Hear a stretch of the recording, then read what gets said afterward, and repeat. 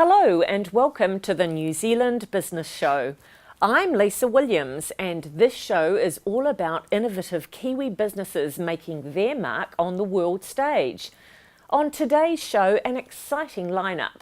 Anna Yallop from Bioresource Processing Alliance, and she talks about the companies that are maximising their true potential through the development of waste products.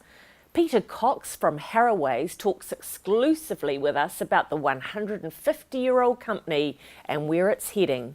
And Andrea Carpenter talks to us about her organic animal treat range that started in a garage and is now global. And joining me now on the show is Anna Yallop from the Bioresource Processing Alliance. Anna, welcome to the show. Thank you for having me. So can you start off by telling me a little bit about what it is that you do?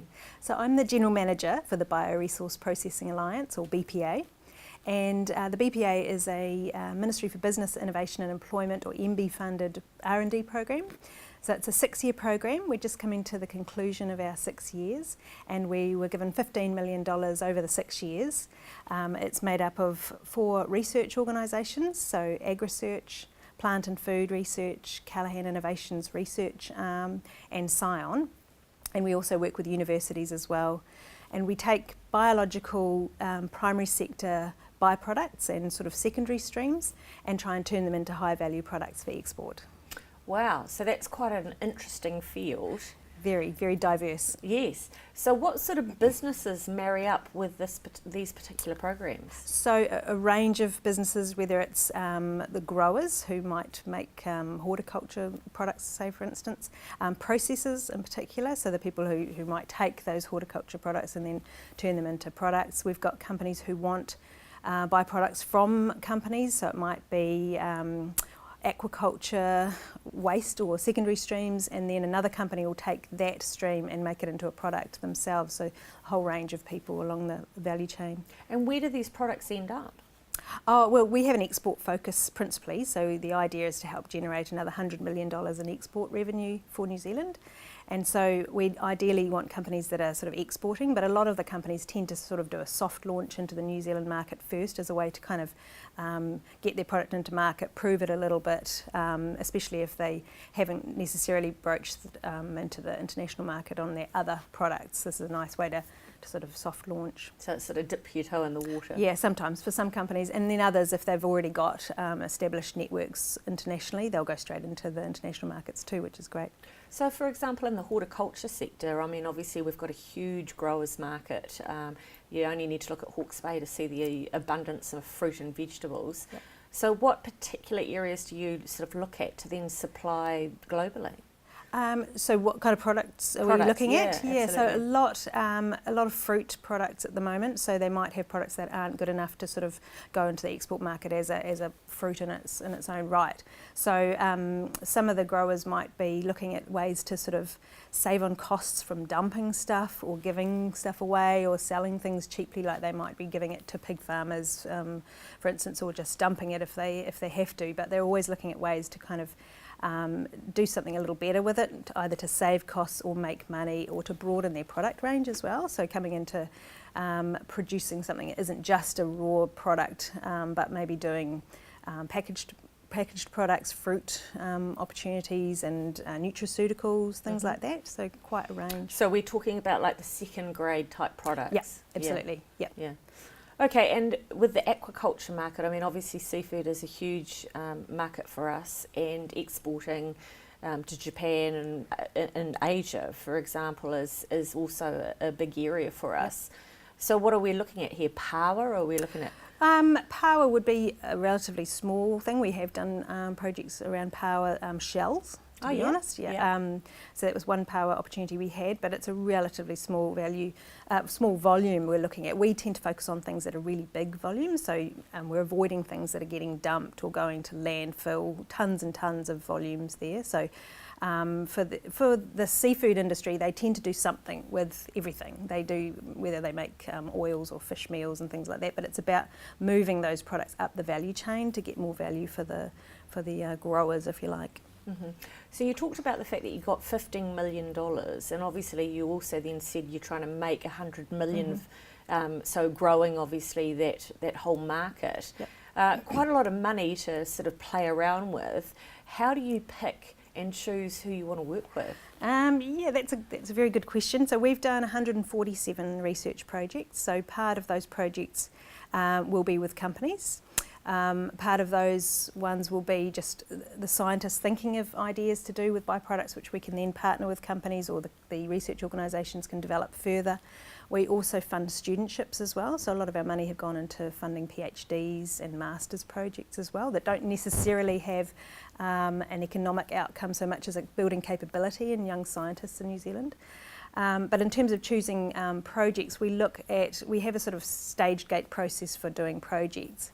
And we have a group of science leaders that look at project proposals, and we sort of have a look at a range of things like the credibility of the company and their ability to deliver, when they're going to get into market, how much money they're going to be investing in it, because companies will co-fund it as well. And so whether there's sort of a Māori angle that might be a nice sort of opportunity there. So a whole range of things, and then at the end of the day, you have to just take a punt. Might do a proof of concept project first. Then if that proves quite interesting, you might scale up a little bit more and do, a pilot project, and then ultimately to transfer a finished product to the company. So it's a sort of a staged approach that's less risky, that you can make sure that you're kind of tweaking things as you go, and you're not throwing all your money into something up front that doesn't go anywhere potentially. And it's not as if you've got all your eggs in one basket either, because Yes. you're sort of, spreading the Yes. the wealth, so to speak. Exactly. The sectors that we're talking about range from forestry to horticulture, dairy, meat processing, microbiological and aquaculture as well. And so we do a range of things from biofuels to fertilisers to pet food, human supplements, food products, a whole range. So it's good, it's really diverse, as you say, having a balanced portfolio. All right, so maybe you could tell me about a specific company you've been working with and what they've been able to trial and then get to market. Yep, so a good example would be New Zealand King Salmon that we were working with. So this was Massey University and AgResearch. So we have a collaborative research program, so we pull in researchers from across multiple organisations. And so New Zealand King Salmon were interested in developing a pet food range. And they wanted to sort of have some palatability trials and formulation trials with researchers at universities to try and make sure that the animals liked the food, that it wasn't causing any harm, that it was easy for them to eat, and that the owners would appreciate too in terms of the end result of the product. So we funded that with New Zealand King Salmon, and they entered the market in about August 2016, I think, and they have entered the market in China as well with their market, as well as in New Zealand, their Omega Plus range, which has been fantastic. It's really good. What drives a company to come to you in the first place? So there's a range of reasons. Some companies are interested in telling more of a completely sustainable and circular story around their products. So they might be interested in making it well known that they do something with everything that they've got, and they don't waste stuff, and what they have they do stuff with and whatnot.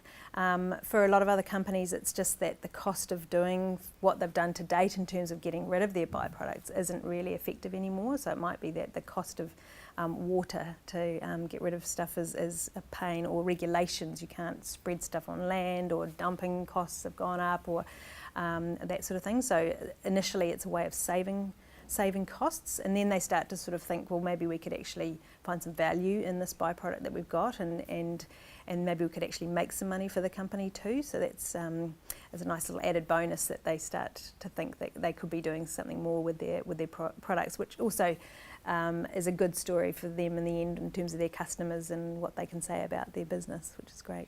So it's quite key in the fact that they're going from inception to completion and using all the product. Yes, absolutely. Yeah.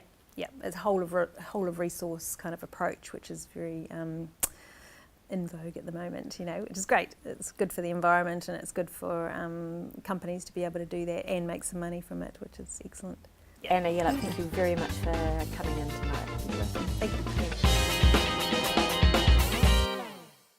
And joining me now on the show is Peter Cox. He's the marketing director for Harraways. Harraways has been around for 150 years. So thanks for joining us, Peter. Great, yeah, great to be here. Harraways, 150 years young. Yes. How on earth do they keep reinventing new products? Well, it's still passionately a family business, and so the Hudson family that got involved in the business in the 20th century, they've stayed with the business. They've had managers involved, and now it's an independent management team.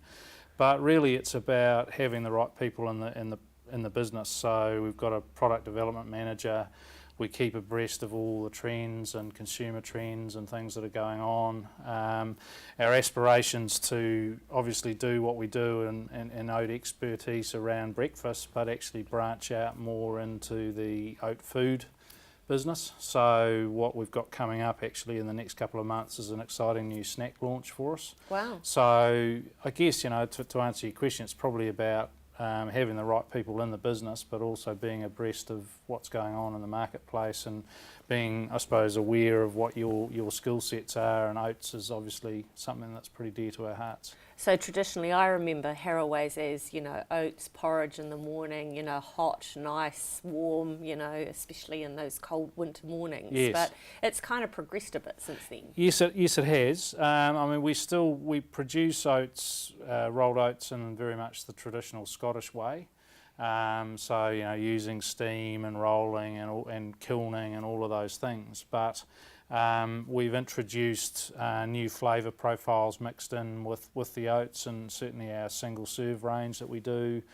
We're really embracing this thing, and this product here is probably a good example, the Oat Active, where we're really starting to embrace fortification. So we put plant sterols into that product to create a functional health product that's good at lowering cholesterol. There's about 300,000 people in New Zealand that are on medication for high cholesterol. So it's a natural way to lower your cholesterol. So I guess it's a mix of the traditional process, but fortifying in new slants on food and taste and medicine. So what was the science, the innovation behind, getting this product to...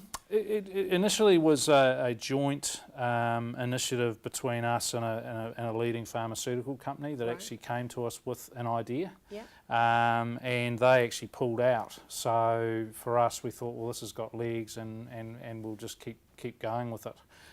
We've seen for a number of years the likes of Flora Proactive in the spread space. Yeah, of course. So this is just another way to bring lower cholesterol in a natural way to people's diets. And the beauty with this is it's actually a double action. So there's beta-glucan in the oats, which naturally lowers cholesterol, but also the plant sterols gives it that extra boost. And that's on supermarket shelves now? Yes, so it's in New Worlds and Pack and Saves throughout the country. Wow. Yeah. And your other new product? Yeah, so this product here, the Easy Cook Oats, very much about quick cooking and also being quite versatile. So the idea of that is it's very much suiting the working apartment dweller who perhaps is commuting during the week, small little pantry space, wants 7 convenient serves, and can create from a snack, which might be some Anzac cookies, to breakfast each day, some raw balls perhaps. So that's the idea behind that, and we've done it in an easy sealable pack that essentially can be used throughout the week. Okay, so they can seal it closed and then reopen it again when they need to. Yeah. So how do you keep trying to sort of come up with new products in a category which is quite a large category?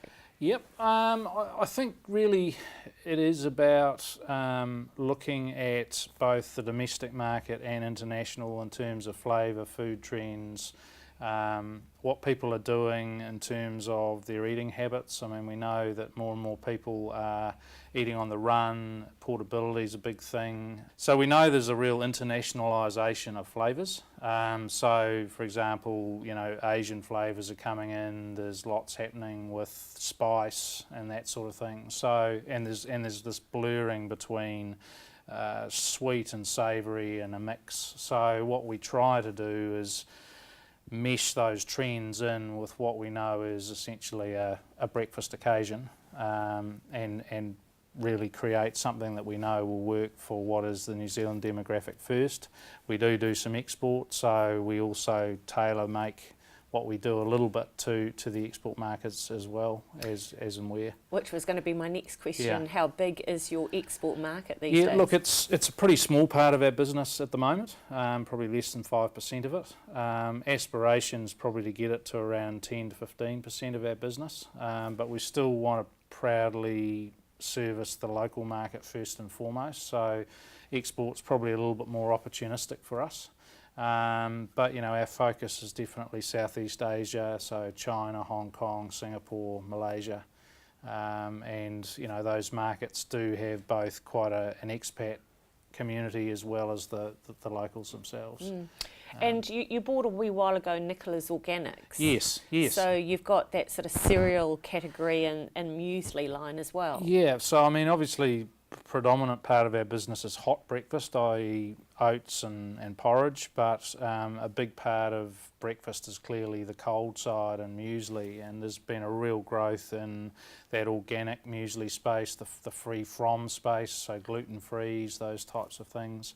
So for us, we bought that with the future in mind. We bought the brand some years ago.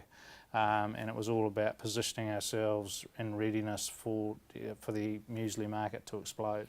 And it is quite a competitive market, and we've seen it grow and that whole category grow. And I guess that's even been more developed now with the fact that we've seen both Hensel's and Hubbard's being bought by Graham Hart, the billionaire. Yes.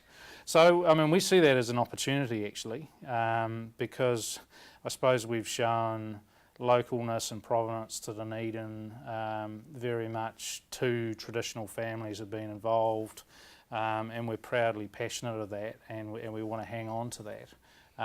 So we're sort of not these, like perhaps others where there's a bit of a venture capital type of feel to it. It's more, we are grassroots, we are who we say we are, we've been there for years, and we do keep doing the same things we've always done, which is, help our locals first, help our local farmers, and produce great products that are expertly crafted every day. So I think that's probably the difference. Obviously both Kiwi concepts, but ours is about a local story that's kept on being local.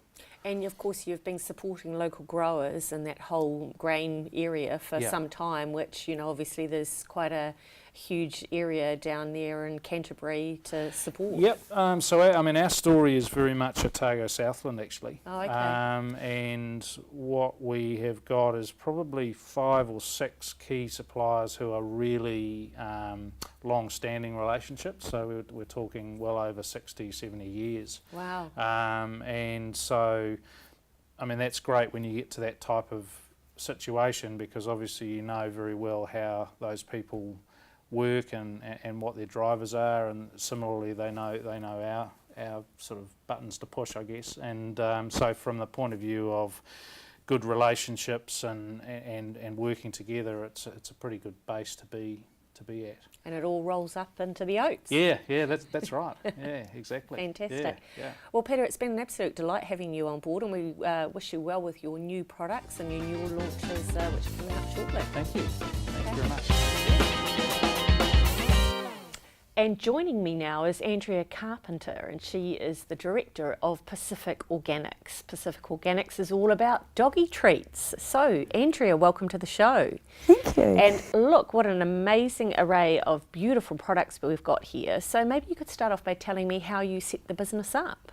Right. Well, some years ago, I started manufacturing out of a plastic bucket, and I supplied some of the markets around New Zealand. And we test drove some of the recipes to make sure that the puppies and cats and everything that visited would like them. And so we sort of nailed the recipes, I think. Yeah. So it grew from there, it absolutely grew from there, and I now believe that you've got something like 180 outlets that you stock. Yes, that's right. We supply all the New Zealand large nationwide chains that are pet shops and foodstuffs. So some of the outlets you were saying are cafes, so they buy them in for their customers that have dogs? And Yes, well, a lot of people take their dog Yeah. to go and have a Coffee. coffee, and Yes. then they could have a puppuccino for their pet, and they can have a treat too. Right. So instead of just the bowl of water, there's the pet treat there Oh yes, from Pacific Organics. that's right. Okay. So tell me a little bit about your flavours. How did you come about that? Based on the organic side of things, that we tried to achieve organic products. What have we got here? We've got flaxseed and hemp, Wow. for instance. So the hemp is quite a new product. It's not being able to be sold to as a... No, because hemp at the moment is still not recognised in New Zealand, although it is in Australia. Yeah, that's right. So, so you've managed to have a go at this. Yes, it's actually quite a popular product.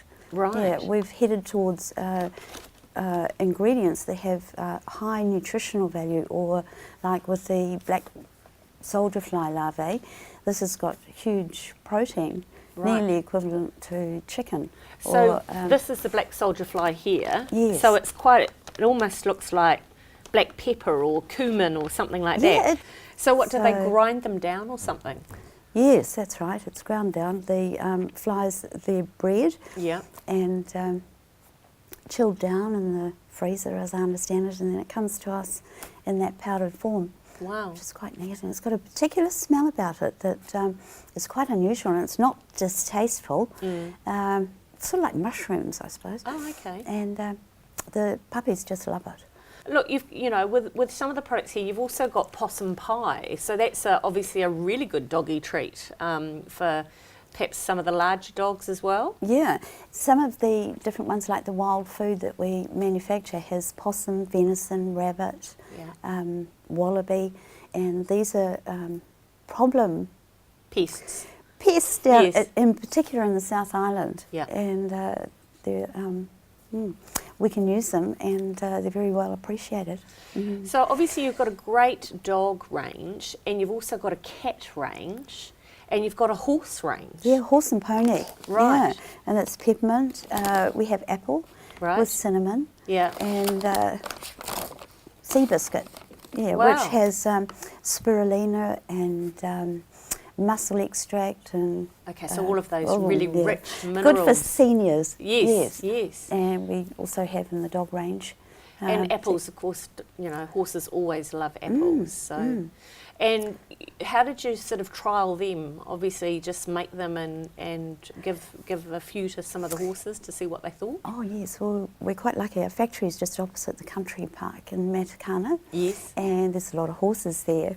So Great testing ground. yeah, it really was. Yeah, see how fast they can run to the fence. Yeah. Yeah, and they get to know you. Wow. Yeah, just because of that. And are these good also for, training dogs and training the animals to sort of do what you want them to do? Yeah, we have different topics. So we've got puppy training, we've got, calming treats like for Halloween coming up. These have chamomile and pumpkin in them. Right. So we've got like little bats here, which are just so cute, and pumpkins. Yes, our uniqueness is possibly in the way we present them, and that they're all different shapes. And, Yes. And they're bite-sized. I mean, that's a quarter of a moon. Yeah. So, yeah, that's right. that's awesome for Halloween. And what about Christmas time? Oh, Christmas is lovely because all the puppies need Christmas, something to hang on the tree. Yes. And we have a lot of baby boomers my age. And the kids have gone now, and you've got your best friend who you love to Spoil. enjoy their company. Yeah. So, but I guess the main thing is that we have all these different ingredients that are extruded, from companies that make oils and human grade food. Yes. And so when the oils are being extracted, we use the pellets and the extrusion, which still has a huge nutritional value to it. Right. And rather than being thrown away and putting out into the paddock for fertiliser or for cows, we use it. Right. And so we use kiwi seed, grape seed, and these are from Blenheim, from Uncle Joe's Nuts. Wow. They make beautiful oils. They've won awards in Paris and of course in New Zealand. So these are Duncan and Daisy. Yes, cat treats, yes. So and they're gourmet. So some of these here, obviously, are what you're talking about. You've got your hemp, and you've got the grape seed that you were talking about. Yeah. So all of these flaxseed, they all go into the products that obviously have the nutritional value, that are organic, that are good for your pets, and it also helps with the little puppies that have, the pink in between their feet and around the eyes. Yes. We have gluten free. Yeah. And so these sort of ingredients are perfect. Did you ever think when you set it up that it would be such a huge demand? No, it's quite a surprise because I loved it. Seeing, because we used to get regulars coming all the time at the markets, and now I don't sort of see them so much. But it has been a real big surprise, and the treat market in particular has increased, according to the New Zealand Pet Food Manufacturers Association, who we've been a member of for many years, about 17%. Wow. In the last, it sort of used to be 5%, 6, 8, and now 17. So that's a huge growth in that category. Yes. So how long has Pacific Organics been around for? More than 10 years now. Wow. So you have you got any more products or new products that you're looking to bring on board? The black soldier fly larvae. Yes. That is something very interesting from a company called Prescient, and because we're a wholesale manufacturer and we have established customers, this is a new product which has the nutritional value, I believe, of almost a chickens. Wow. Is the meat. And who would have thought flies would be that nutritional? That's right, yes. So, Andrea, do you export any of your products? This is a new opportunity because we manufacture for Animates and Pet Stock in Australia. They have sister companies there, Pet Barn and Pet Stock, of course, and they like the product that we've been supplying there, so we have that opportunity, and we've now E-certified for export, and we have all our RMPs in place, so we're have all that ticked. So is it exporting just to Australia, or would you look further afield? Because of the New Zealand Pet Food Manufacturers Association, we get a lot of inquiry from overseas, from our website. Oh, wow. And Asia is a new... Yes, well, of course, they love their pets, and they have the old, a lot of the smaller pets in their handbags, or take them on the train or the tube or wherever they go. So it's obviously a very big market to sort of tap into, I would imagine. Yes, well, it's quite exciting. Yeah, it's the next level. So growth phase is definitely on the way for Pacific Organics. Yes, fantastic. Thank you. Fantastic companies doing great things, putting Kiwi businesses on the map. Join me next time as we interview another range of New Zealand businesses.